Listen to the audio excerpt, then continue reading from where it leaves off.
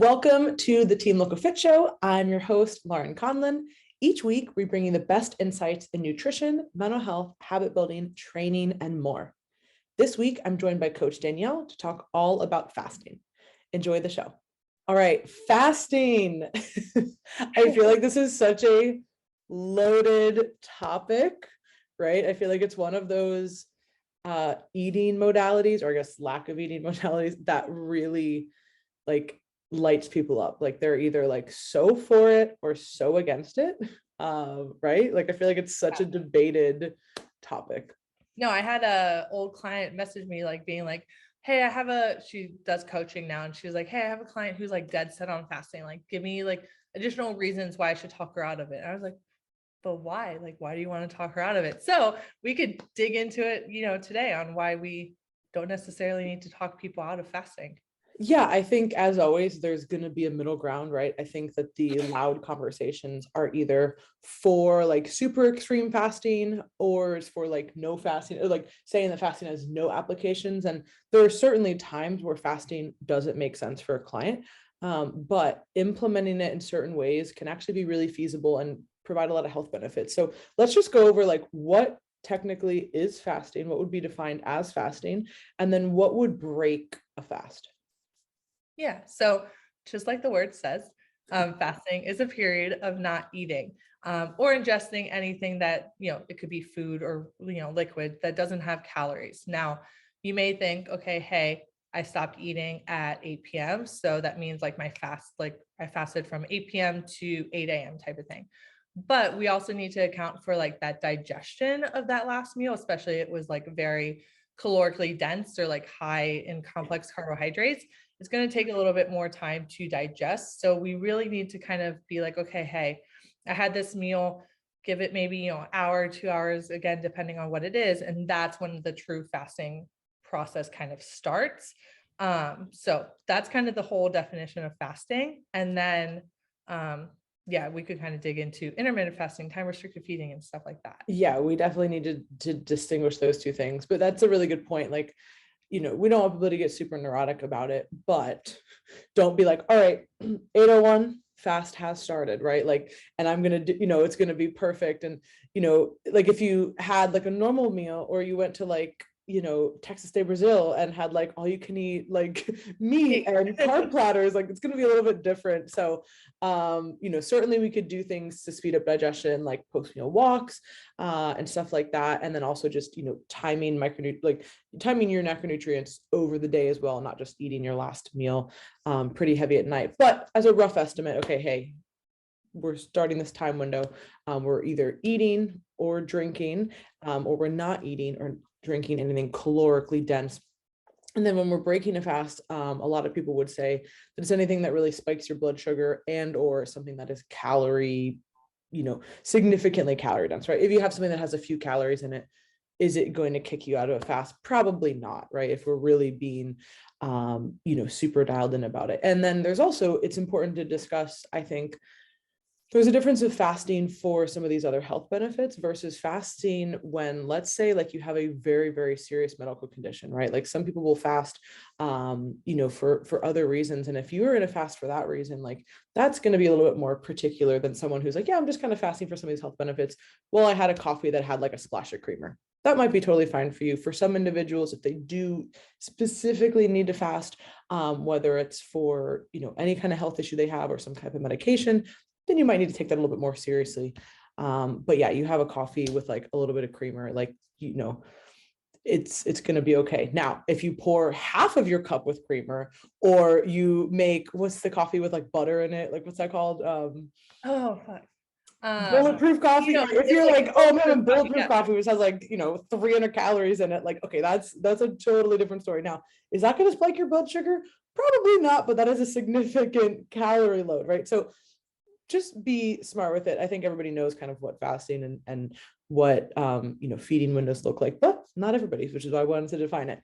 Well, yeah. And I mean, when I was in school, I remember Dr. Campbell would be like, well, BCAAs break your fast. Mm-hmm. But those don't necessarily have calories. I mean, they're kind of like a calorie-free product, depending on, again, like the the individual who's making them. Like I think First Form might put like caffeine and other stuff in it that maybe, not caffeine's not calorically dense, but people could add stuff to the BCAA product. So it's like, does that break a fast or does it not? Like, does a splash of creamer, if you're really deep into a fast, break your fasting period? Again, probably not, but there's a lot of debate on those topics. Yeah. And for the purposes of this podcast and for 95% of people, it doesn't matter, right? Like I would say that for most people, you're going to get benefits from saying, all right, if I have a 12-hour fasting and a 12-hour feeding window, like I'm doing all right. Like I'm probably going to get most of these benefits and I don't have to get too crazy about it. But there are certainly contexts when it is important. And yeah, I mean, technically BCAAs or EAAs in high enough doses could potentially spike blood glucose, which is why, that would potentially kick you out. And even though there's not any calories, like there technically still kind of are. It's one of those like gray areas of like, how many calories are in there? So again, super, super nuanced and detailed. Like, is it necessary? Probably not for most people, but just good to know. So if we want to stick with fasting, I would say probably just drink water, maybe a little bit of coffee here and there. But your fasting window should be without food and without calorie laden drinks as well. Yeah. So let's talk about, we hear a lot about intermittent fasting. I would say that most people have heard of that. And a lot of people have not heard about time restricted feeding, or at least from what I've gathered, especially on social media and talking to people, that's typically what I hear is intermittent fasting, or just like, an alternate day fast or like 1 meal a day fasting protocols. Like that's the most standard that I hear about. Would you say that's kind of what you hear too? Yeah. And then you'll hear like the warrior diet, which is like, lean body diet. Like they'll just like put like weird names on it. It's like the 16-hour fast and 8-hour feeding window, but it's called like the lean body because you're like, bro, you're just not eating. Okay. Yeah, that's again back to like the Pinterest type stuff that I talked about before.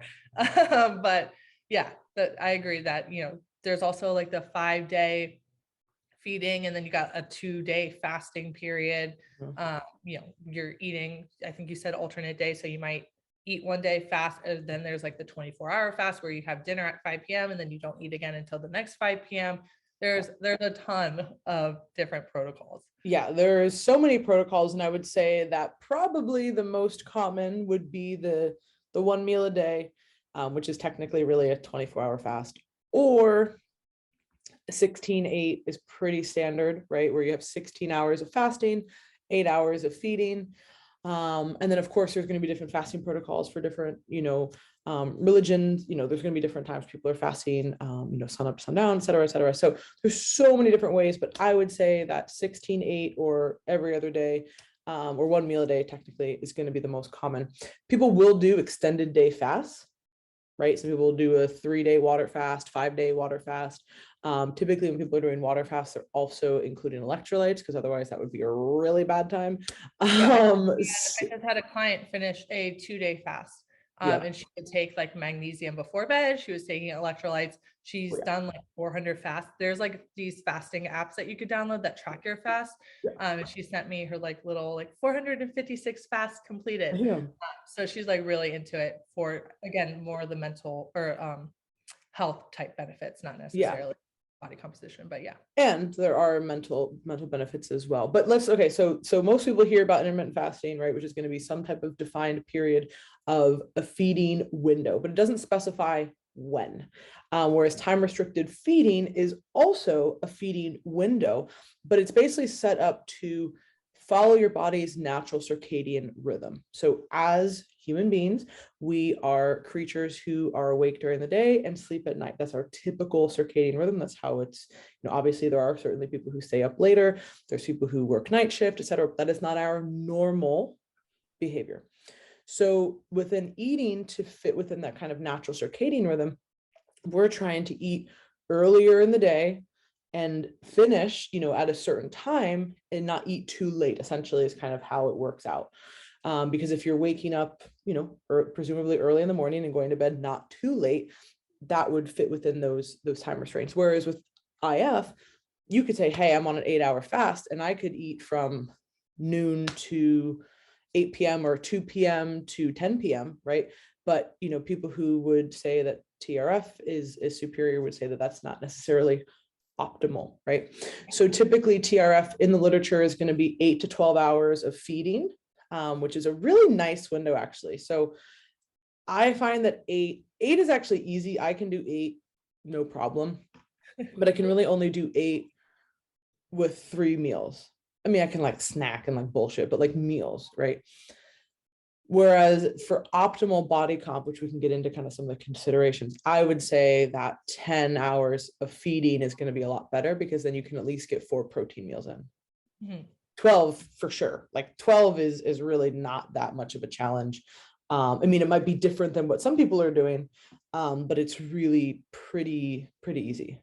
Oh yeah. I mean, 12 hours is completely different than what, I mean, I wake up at, let's say 7 and I'll have my last meal at 10. So that's still, if I were to implement that, that's still an adjustment, right? Yeah. How many, that's more than, that's not a 12-hour feeding window. That's like no, that's a 15-hour feeding window. So yeah, it might take adjustment, but it would be more. And some people do that, you know what I mean? Some people eat right when they wake up. Some people eat right before they go to bed.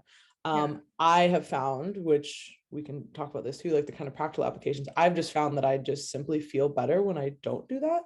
So we can talk about that later though. But so that's the biggest distinguish between IF and TRF, is that intermittent fasting is going to be at any time. It's just a fasting window.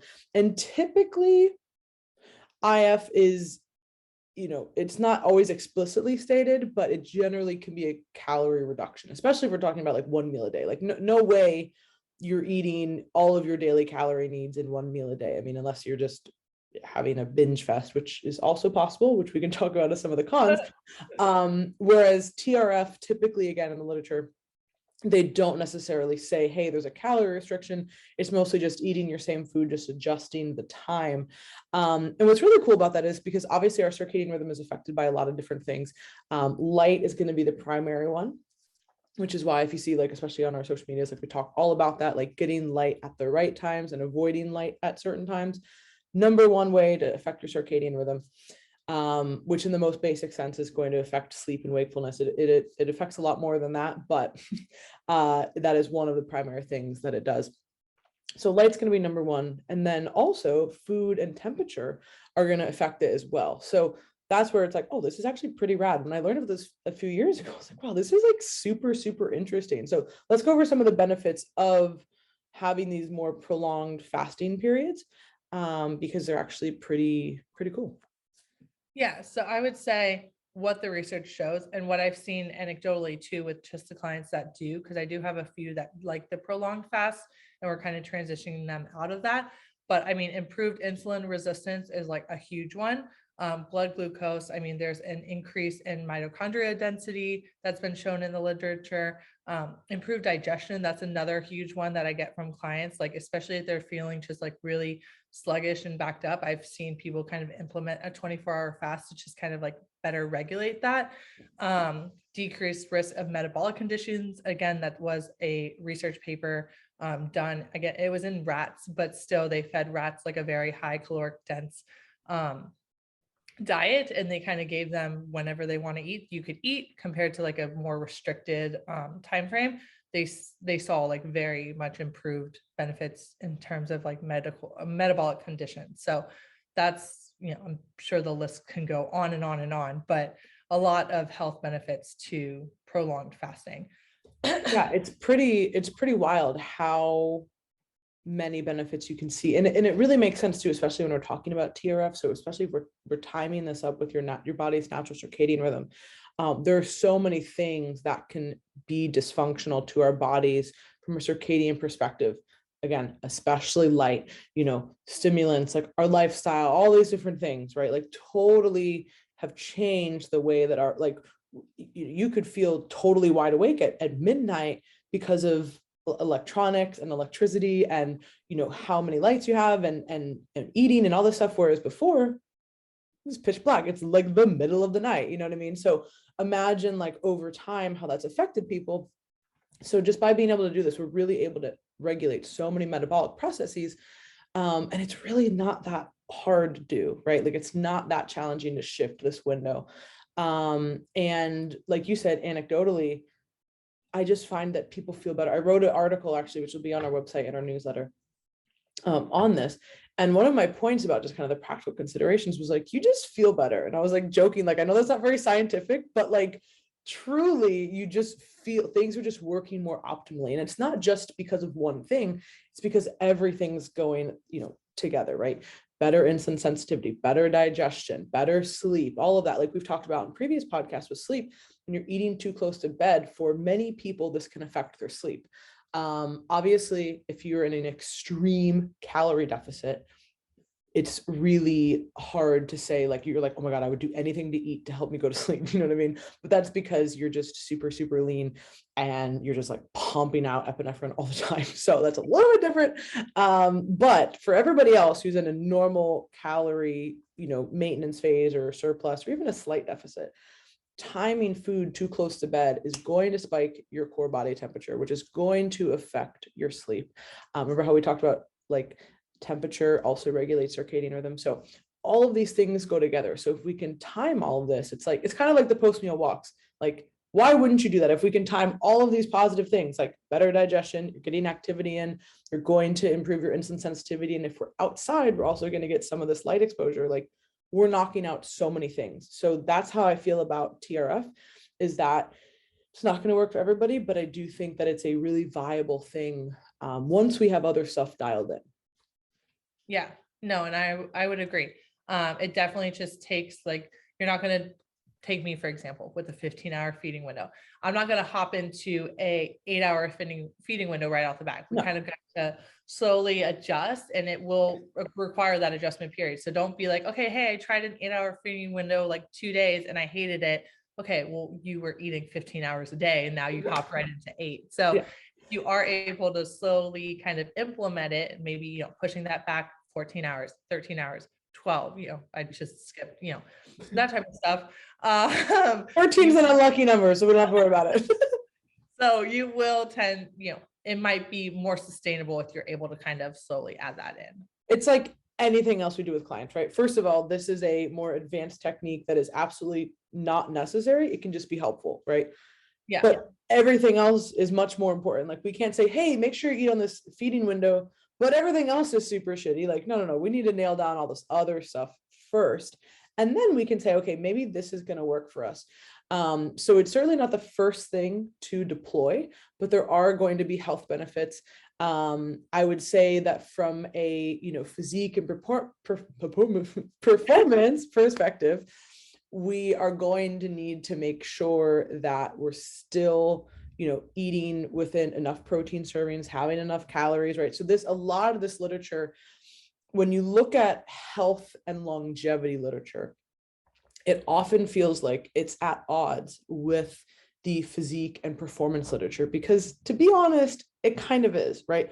At the extreme ends, like, to be the healthiest person who's going to live the longest, you're probably not going to be a top performer or have the most muscle mass. Like, it's just not happening.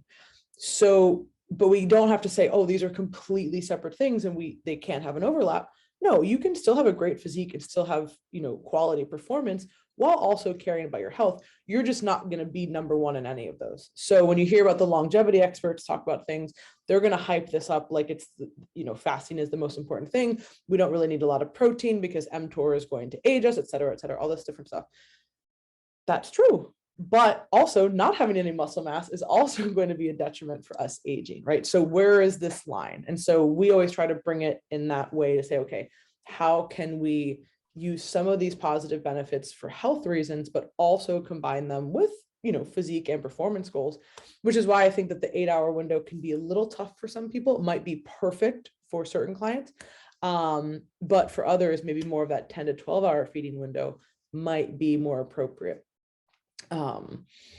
Especially when we're talking about like a larger client, like especially like a male client who's eating like, 250 grams of protein, like you're not getting that in 3 meals, like, I mean, you try, be like kind of a shitstorm, literally. So we have to take the practical considerations into that, say, all right, this is certainly not a one size fits all approach.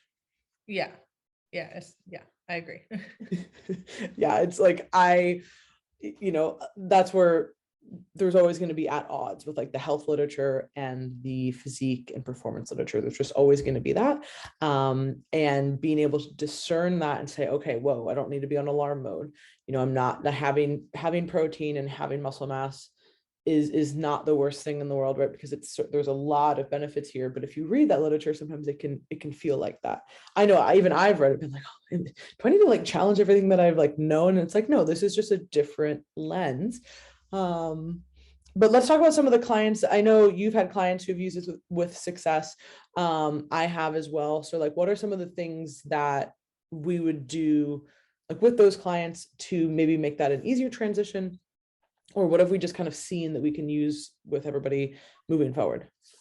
Yeah, so I have one client in particular. She's fairly new, so we're kind of transitioning out of like the mentality that fasting is the only way and all that type of stuff. Again, not saying that we not fasting, but extending that feeding window so we are able to optimize body composition and muscle protein synthesis and stuff like that. So she pretty much had type 2 diabetes. Not pretty much. She did have type 2 diabetes. Pretty much. Allegedly. Kind of. She had type 2 diabetes, transition into kind of an alternate day fasting, more so like the 24-hour fast, where she would eat 5 p.m. and then fast again. Was able to pretty much cure her diabetes. We're still monitoring blood glucose and stuff like that. That is a correct way of me saying pretty much. So she's actually, we're still monitoring blood glucose and being very cognizant of how we're increasing carbs and like stuff like that. But we've been able to correct that and now kind of extend those feeding windows. So she's still very, set on having, we were at like a 10-hour, we were at a 4-hour feeding window. And now we're kind of slowly going to like 6, really trying to get her to 8. She's really dead set on her 6. But that's still better. Like we're still making progress. We're increasing carbs. Like she's feeling good. Body composition is drastically better. I should post on the Instagram page like a before and after. Yeah. But I mean, it's awesome to hear that she now doesn't have type 2 diabetes, and we're now just working on being, more insulin resistant and maintaining that while also improving muscle mass and performance and stuff like that. So that was a huge one. Yeah. And that's a great example of how taken to an extreme, like having type 2 diabetes and being insulin resistant is a very serious thing. That was number one over anything else, right? So the fact that now she's gotten that in a way that she can manage it. And now you're saying, okay, let's adjust her goals a little bit, because she obviously came to you and said, hey, I have these physique and performance goals. Okay, well, how do we marry the two? It's never going to be somebody who's probably ever going to be able to top out calories, who's ever going to be able to like crush carbs, right? And then they don't, that client doesn't need to be that person. But we can still say, okay, eating on a 6 to 8 hour window and having 3 protein meals is certainly going to be more advantageous than one. No matter how you slice it, like that is going to be much more advantageous for muscle protein synthesis as well as muscle protein breakdown to build and maintain muscle mass, which is also crucial for aging. So that's where we were talking about, like, you need to be able to balance both. And that's where I think the extreme view of like just fast as much as possible, eat as little as possible, does have detriments, you know what I mean, for certain people at certain times. No, that's what's needed, certainly. But for most individuals, I would say that having that kind of balancing act between all of those things is really important. And as we know, the general population does not eat enough protein. So, but it doesn't mean that like the meals they were eating early, like if they were eating 4 meals a day, they probably weren't having protein in those anyway. So I think that the conversation needs to be not just about like eating less, that's where I think a lot of the IF was so popular. Like, hey, just don't eat breakfast. And now you're cutting a whole meal off. And now you're just not eating 400 or 500 calories. Okay, cool. Like that's great. And that worked for a lot of people. But it's not changed. It's not having that conversation about, okay, what is important with protein, and it's only focusing on calories, which I think is a big glaring hole in that theory. And does it work to an extent? Yes. You know what I mean? But also set you up for a disaster too. So yes, with skipping breakfast. Because guess what? You're going to eat breakfast at some point, right? And then are you going to be able to regulate your intake and your appetite and your hunger and all? No. So I think that it can be an easy thing in the beginning, and lowering that barrier to entry for people can be really important, especially when you're first starting. But then as we build, we need to say, okay, why are we doing this? How can we optimize this and maybe maximize what I'm doing with my meals? I've had clients who do it with really great success. As far as fasting goes, just from a digestion perspective, I find that a lot of people who have kind of slower, some people just have very slow digestion despite what they do. And doesn't matter kind of what their food sources are or their activity levels or whatever, but they just are people who have slower digestion. So those clients typically seem to benefit from this, time restricted feeding type window. And even those longer fasts, I find that they really help people. So that's another reason that I know I've had success with clients. But to the contrary, I've also had clients who they need to have longer time between meals to optimize their specific digestion. So it's not a one size fits all either. It's not saying, hey, you got to only eat in this short time window, because that actually might be worse for someone's digestion. Whereas having 4 or 5 hours between each meal is more beneficial to them. So that's where you have to use some discretion with yourself, or if you are a coach, with your clients, to see what would fit best. But I think it's a good way. It's a good thing to start. Hey, let's just see if a 12-hour window makes any difference for you. Maybe you feel great. Maybe you feel worse. Maybe you don't fucking notice any difference, right? Like, so it's one of those things that we can just start and see how it goes. Yeah, no, and what you kind of brought up in terms of like gut health and digestion, my mom, for example, is not someone who would be able to intermittent fast, because if she has larger meals, that makes her more likely to just like really like run to the bathroom, to be like totally like transparent. So she needs to have these like smaller meals like throughout the course of the day, and it's probably going to be a 15-hour feeding window per se, because it's going to affect just the amount of times that she has to go to the bathroom. Oh, yeah. There are so many people who are in that situation. So it's certainly not a one size fits all approach for digestion, or really for anything else. But especially when we're talking about insulin sensitivity and those markers, like it's pretty clear that it does help. Some type of fasting does help. So if that is a primary concern for you, whether it's a concern because you currently do, have issues, or you have a family history with it, definitely something to look out for. Potentially could help with digestion. Some people report better hunger, or less hunger, more controlled hunger. One thing though that we do want to touch on, and this is a practical application that has maybe gone wrong, is having a really short feeding window will then have people cram most or all of their calories in that time, which could set them up to binge. And so if a client has binging tendencies, and you're basically saying, hey, yeah, fit all of your food in a 4-hour feeding window, that is going to potentially set them up to have an overeating episode, or multiple overeating episodes, because once somebody who has that predisposition has a large quantity of food, sometimes that triggers them to continue to overeat. And we really want to avoid that. One of the things that I've just seen over, coaching career, is if we can minimize overeating episodes, it doesn't matter what your goals are, what your background is, if we can minimize those, we're going to have so much more success. And this goes for physique athletes, lifestyle athletes. I mean, like lifestyle clients. I mean, everybody. Does not matter. If we can minimize overeating episodes, you're going to be better off. So if somebody's predisposed to that, I would be very wary of just cramming all of their food in, because that could just feel like a binge and essentially trigger one. Yeah, or they're like, okay, I need to get 1,200 calories in. I'm going to gravitate towards calorically dense food because it's easier to fit in. And then that kind of triggers, okay, well, now I want more of this like high fat, sugary food. Yes. And then like, okay, you already have these like binge, like 4-hour feeding window, and now you're adding calorically dense food on top of it. It's just like a recipe for disaster. And this is like kind of potential cons to fasting. So another con is that whole like skipping breakfast thing. I know that if I don't eat in the morning, I kind of get, and I'm probably not actually hypoglycemic, but I feel like hypoglycemic, and then it causes me to want to eat more. Like, prime example, went to Sam's. This was probably a month or so ago. Went to Sam's on a grocery trip. didn't have time for breakfast, just had like a regular coffee. Mhm. Got to Sam's. I already And know this is a bad story. yeah, so anyways, got to Sam's, was feeling like very just like lightheaded, off, like nauseous because I'm hungry. Anyways, had 2 croissants because we bought like the box, we bought the box of croissants.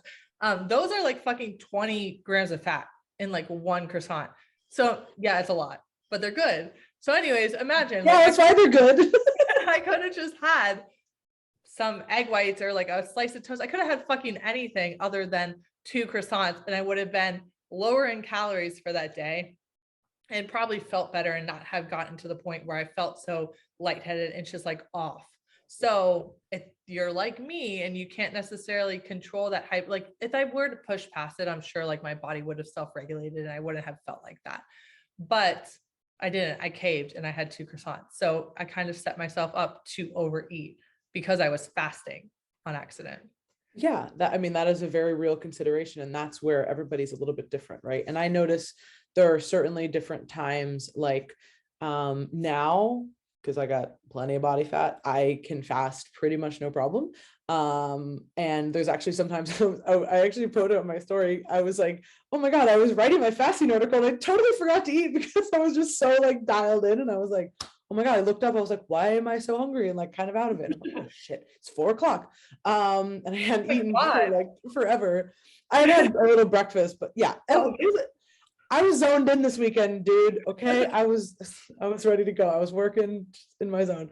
So for me now, because of where I'm at, like, with my body fat, like I am totally good to go if I like go a long time between meals.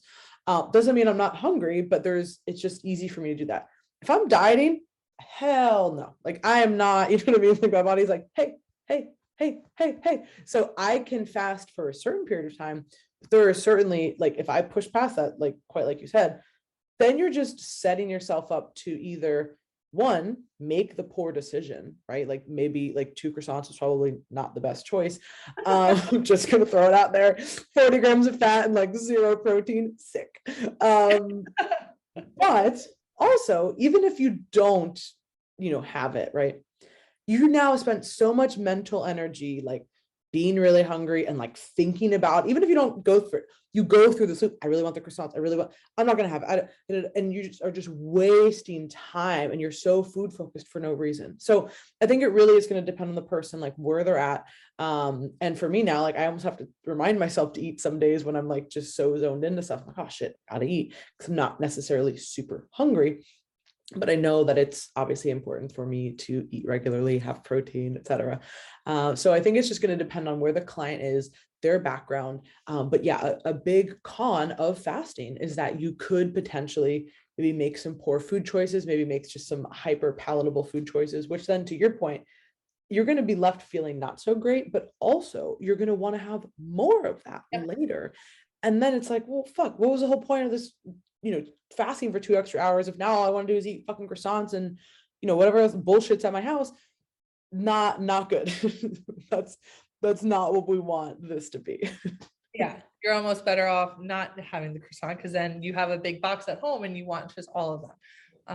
Yeah. It's like I just really want a croissant right now. I'm usually pretty good with the kid food, but I don't know, that croissant just got me. Man, I haven't had a croissant in a very long time, but Christina, oh my God. Rita with her peanut butter croissant, yes. She posted about that after she just did, yay, Karina, she just did her first half marathon and killed it.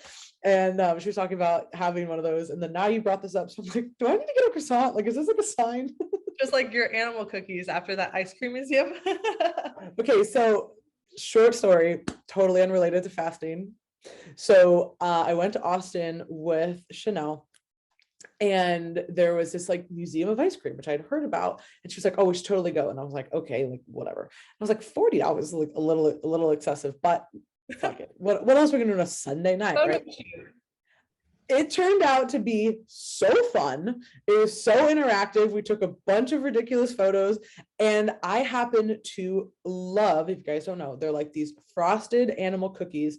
Anytime I get frozen yogurt, the only topping I ever get is I put like 2 or 3 of them in there. It's like my whole little weird OCD thing, but I love them because it's like, I don't know, they're just so good. They're super Oh, they're underrated. awesome. Yeah. Yeah, they're highly underrated. I feel like nobody ever talks about the breed some. But amazing. There was a life-size, like you could ride it. It was so cute and it like moved. Oh my God, I was so pleased. There was like a whole room dedicated to frosted animal cookies. And so after I saw them in Austin and got to like ride one and take pictures with it, I was like, this girl was like, It's alive. It's like literally a fake. I know. Yeah, no, it's like I'm trying to think of what the word, like a mechanical, like a little thing you ride. Like, I know, I saw the picture, so I know what you're talking about, but Yeah. Anyway, maybe put the picture of so you know, so yeah, let's insert YouTube video. like Lauren on like hella LSD. No, this was a real mechanical frosted animal cookie that I wrote. But anyways, when I came back, I never see them. Super underrated. It was like at the Target end cap, and I was like, this is a sign. I already blew through the whole bag, but it was a small bag. Anyways, okay, talking about me with my croissants, and you blew through a whole entire bag. That's probably 40 grams of fat right there. Those are calorically dense for sure. It was definitely more carbs, and I had it over like several days, so we're good. But oh, I thought you finished it in one day. Okay. Oh no, I mean I could have, but I was like, don't do that. Sit down. It was like 3 days. Okay. And there's only like 6 servings, so I mean, I totally, that was like my biggest, when I was pregnant, I didn't really crave any food, major food aversions, but breastfeeding, those were like my thing with Mila. I would sit and like work on the computer while they were napping and like just house them. So I'm not judging by any means. I'm just saying, don't judge me for the 2 croissants if you polished a whole bag of animal food. Polished. Yeah, I don't know why nobody like talks about them, but they are so good. But yeah, so I think we covered a lot. We covered some of the pros, some of the cons, some of the research. There was a paper, I do want to link it up in the show notes. It was a really good, I mean, there's so much research on TRF and IF in general, but this was a paper, I think I just had it pulled up. Am I going to be so terrible and not have this pulled up? Nope. Okay. That must have exited out of it. Here we go. I got it. So time restricted feeding plus resistance training in active females, a randomized trial. So pretty specific, which is awesome. So it was female training study. And they had to have, so most research of this, like we talked about, is very health focused and totally fine, but doesn't really take into consideration a resistance training population. So for this research, they had resistance trained females, which was essentially they had greater than a year of training and they had to lift 2 to 4 times a week. So listen, we did this research. You're getting people, you're like, hey, do you lift, right? Doesn't mean that they are like getting on stage at the Olympia. Doesn't mean that, they're even, they just have a basic training background. So they're not total noobs, because if they were completely new and then they were put on a training program, they would see benefits from that regardless. But this is by no means like, the upper echelon of training. They even put the training program in here. It's solid. It's just, pretty basic. So anyways, they were on an 8-hour feeding window versus a 13-hour feeding window. And they saw no differences with fat-free mass gain, which was pretty cool. So I was like, oh, that's rad to see that there's actually research in humans, in, active trained females. Now, it was an 8-week study, and this is not to maximize muscle growth. So I'm not saying by any means this is the way to absolutely maximize your muscle growth. It's not. But there is at least one study, I'm sure there's more, that show that it's viable to not just drop a bunch of lean tissue if you're going on this. Yeah, no, Grant Tinsley does a ton of research on intermittent fasting with resistance trained individuals. Most of them are males, but it was his study.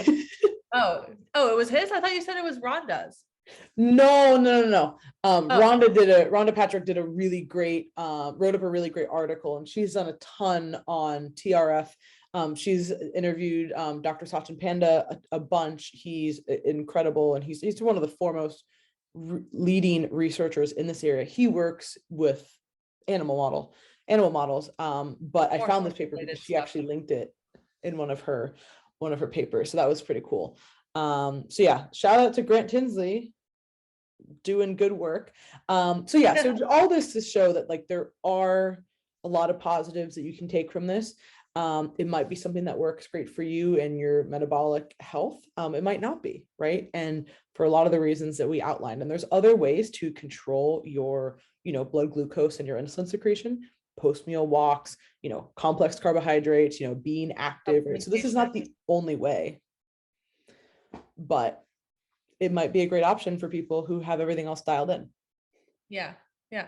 No, supplementation too. I don't, with Zoom, it's like you talk at the same time and no one ever picks it up. But I mean, there's like GDA, that over the counter metformin type stuff, substitute that they have. But yeah, so yeah, let's talk about that. So yeah, I know Zoom is so hard. That's why we love to do the in-person interviews, but obviously it's not always possible, because like you'll hear somebody talking, but then there's like the delay, and then you're like, I don't want to say it.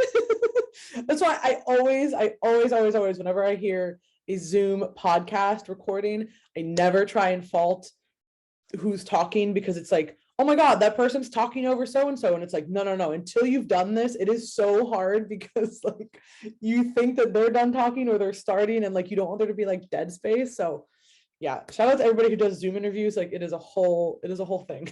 But yeah, when you're like too loud, it gets like echoey, like it's really bad. It is much more challenging than people probably think. So we try not to talk over each other, but sometimes it happens just with the way that it goes. But so GDA, which is First Form's supplement, glucose disposal agent. There's other companies as well that have different names, but basically a glucose disposal agent is going to be over-the-counter supplements that are going to help with reducing blood glucose and insulin secretion with a meal. So it's actually a supplement that I've used over time a ton.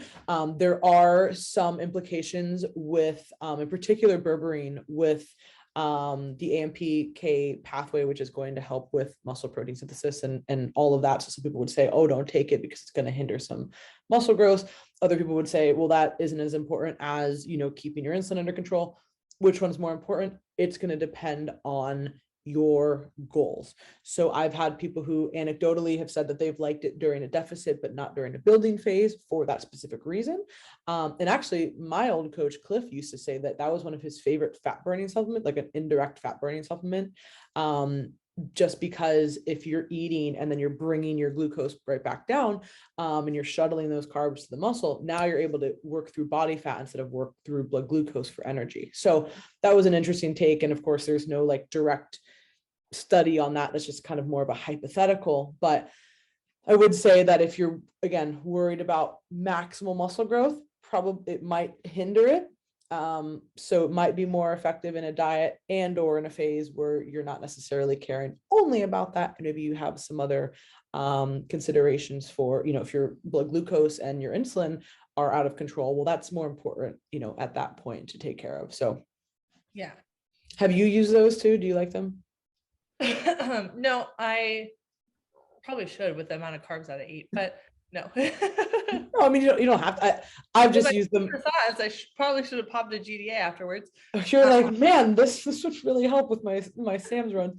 No, I like them. And I would say that if you are going to use them, it would be beneficial to use with a high carb meal before you train.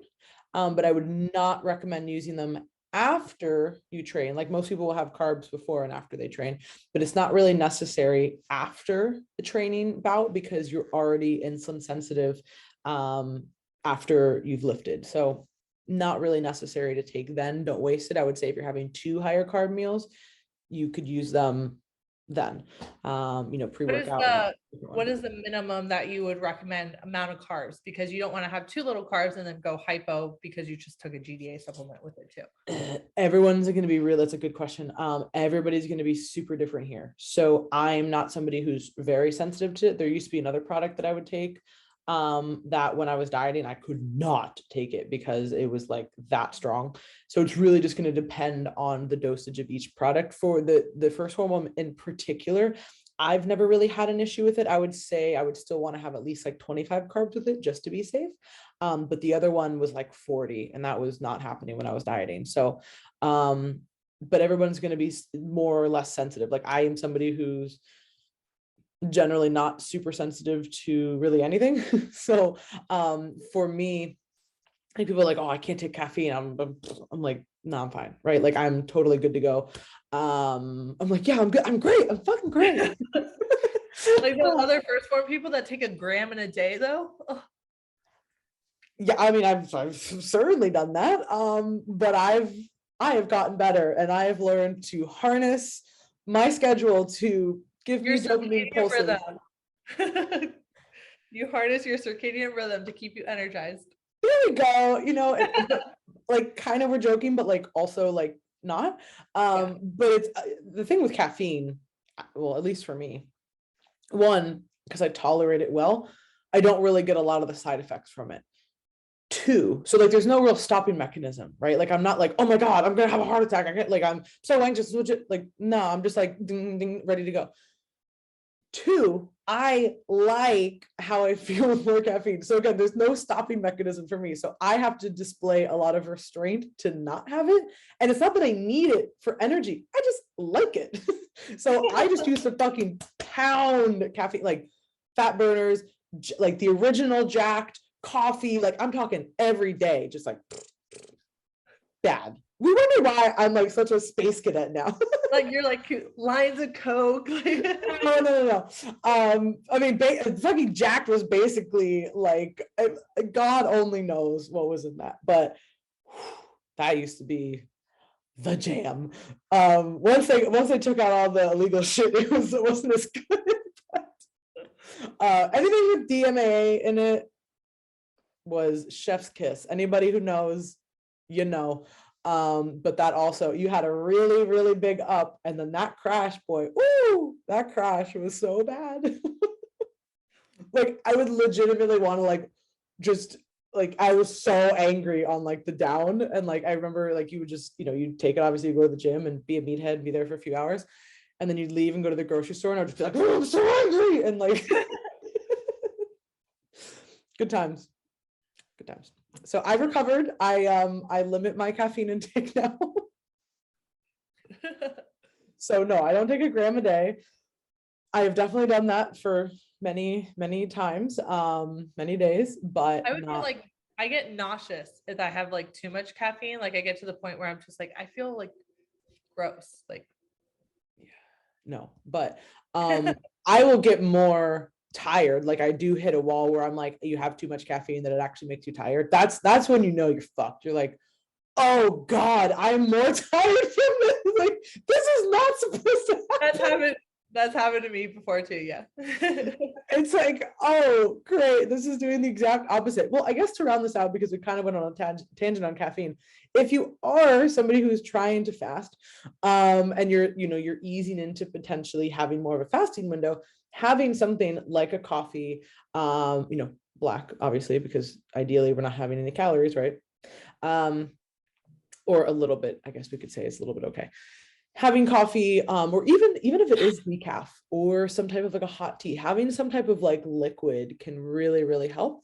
Obviously caffeine is full strength coffee is going to have the caffeine, which will give you a little bit of an energy boost to suppress your hunger as well. So if you're somebody who's not ultra sensitive, like again, I'm not sensitive, but some people are like, I can't have coffee, too early and then like not eat, right? Then I just feel all, all shaky and all crazy. So if you're someone like that, decaf might be better, or like I said, like a hot tea, that can be really useful while you are easing into this period, and just liquids in general. Waking up and making sure that you're having sufficient liquids can help. If you're somebody who's used to like waking up and eating, right? You're like, okay, I'm going to wait like an hour to see how I feel.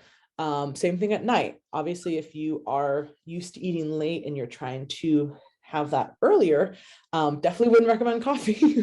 So take that suggestion out. I would say something like a hot tea. There's so many great flavored non-caffeinated teas, and just again liquids in general, but don't have too many liquids because then you're gonna have to pee in the middle of the night. So it's always a balance. Always a balance. So yeah, I feel like we at least tied up our caffeine rant with something fasting related, right? Yeah. And if you want to hear more about Lauren's delaying caffeine, be sure to check out her YouTube channel. Shameless plug. Yeah, I totally forgot we were even going to say that. So thank you, Danielle, my YouTube manager. I recorded a video, like an intro video back, because if you guys are familiar, oh my God, you're gonna laugh your asses off over this video. So I wanted to go and see, okay, what was like my first video that I ever posted? And oh my God, guys, I still don't know. Like, do you remember me sounding like that, Danielle? Like, you knew me then. I don't think so, but I think because I went and watched the second video and you sounded like that at the beginning. You know, like with your customer service voice, you're like, "Hi guys, like it's Danielle, like blah blah blah." So, anyways, I think you were like trying to be like super girly, but then when you did that second video with Ryan, you sounded like deep voice, like the same. I guess I looked at a few and they all sounded like, it didn't even sound high. It just sounded like very weird. But anyways, it's hilarious. That was how I started my YouTube, was just like, I'm doing my pro debut, which was a fucking awful prep. Oh my God. But that was the worst prep ever.